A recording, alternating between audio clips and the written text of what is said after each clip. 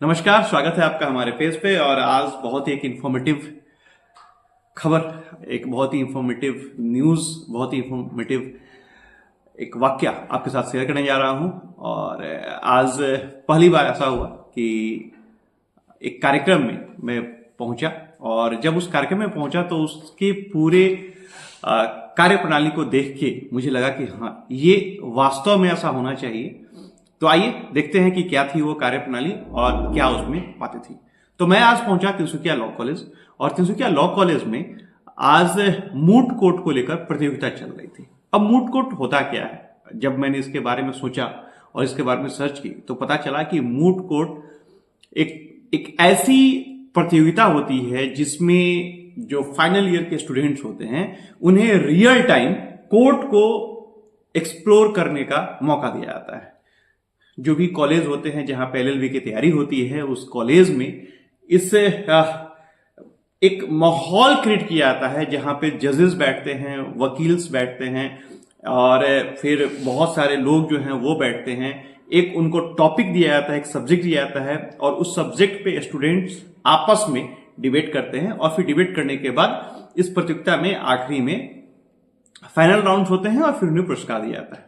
तो ये जो प्रक्रिया है वो देख के लगा कि हाँ यार, एजुकेशन सिस्टम ऐसा ही होना चाहिए जहां पे बच्चों को थ्योरेटिकल नॉलेज तो मिले ही मिले, साथ ही साथ प्रैक्टिकल नॉलेज भी उनको मिलते रहे। तो जब मैं गया, तिनसुकिया लॉ कॉलेज के प्रिंसिपल संजय भैया थे, संजय खेतान जी थे, और उन्होंने बहुत गर्म से मेरा स्वागत किया। और फिर जब मैंने पूरे वाक्यों को देखा तो मुझे लगा कि yes, this is the right place जहां पे एक व्यक्ति को होना चाहिए, जहां पे हमें समझना चाहिए कि कैसे जुडिशरी काम करती है। On conceiving a child due to her husband congenital medical issues.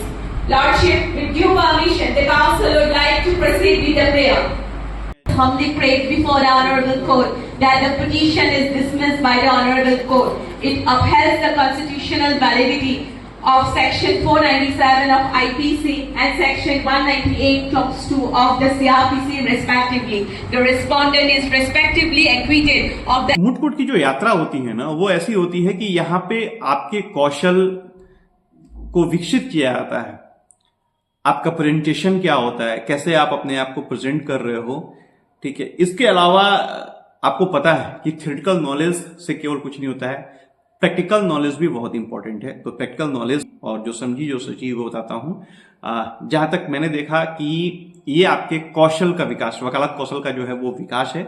इसके अलावा आप कितना अधिक रिसर्च कर सकते हैं किसी टॉपिक्स पे, उसके बारे में इसमें जानकारी मिलती है। इसके अलावा आपका कम्युनिकेशन स्किल कैसा है, आप कैसे अपने आप को कम्युनिकेट कर रहे हैं, कैसे अपने आप को प्रेजेंट कर रहे हैं, इसके बारे में आपको वहां पे जानकारी मिलेगी। इसके अलावा डिसिप्लिन, और चूंकि आपको पता है कि एडवोकेट एक इकलौता एक सिंगल व्यक्ति का काम नहीं होता है, एक पूरे ग्रुप का काम होता है, एक पूरे टीम का काम होता है। तो कैसे आप यहाँ पे डिसिप्लिन में रह के, एक संगठन में रह के काम करते हैं, अपने आप को प्रेजेंट करते हैं, इसके बारे में है। देन नेटवर्किंग के अवसर भी यहाँ पे मिलते हैं, कारण कि यहाँ पे जब मैंने देखा, और आपको वीडियो में दिख भी रहा होगा कि बहुत अच्छे अच्छे तिनसुकिया के वकील भी यहाँ उपस्थित थे, प्रेजेंट थे। तो उनके सामने एक अपने आप को प्रेजेंट करने का एक अच्छा तरीका भी मिलता है जो उनको आगे भविष्य में काम आने वाला है। इसके अलावा आपने किसी भी पक्ष को लेकर कितनी बातें की, इन सब चीजों के बारे में जानकारी आपको मिल सकता है। तो ओवरऑल अगर मैं कहूं तो जो भी बच्चे एडवोकेसी के लाइन में जाना चाहते हैं, वकील बनना चाहते हैं, उनके लिए मूट कोर्ट एक मील का पत्थर साबित होता है। अब ये मूट कोर्ट केवल इंडिया में ही नहीं, बहुत बड़े स्तर पे भी होता है। मैंने देखा है, जब मैं इसके बारे में सर्च कर रहा था तो मैंने देखा कि बहुत बड़े स्तर पे, यानी कि अंतर्राष्ट्रीय स्तर पे भी मूट कोर्ट को लेकर बहुत सारी प्रतियोगिताएं होती है, जिसमें फिलिप जे जेपन्स अंतर्राष्ट्रीय मूट कोर्ट प्रतियोगिता है, हेनरी ड्यूरेंट मानवाधिकार मूट कोर्ट प्रतियोगिता है, रेड क्रॉस अंतर्राष्ट्रीय मानवीय कानून पर बहस चलती है, Manfred labs space law moot court प्रतियोगिता है, ठीक है, जो नासा ऑर्गेनाइज करती है।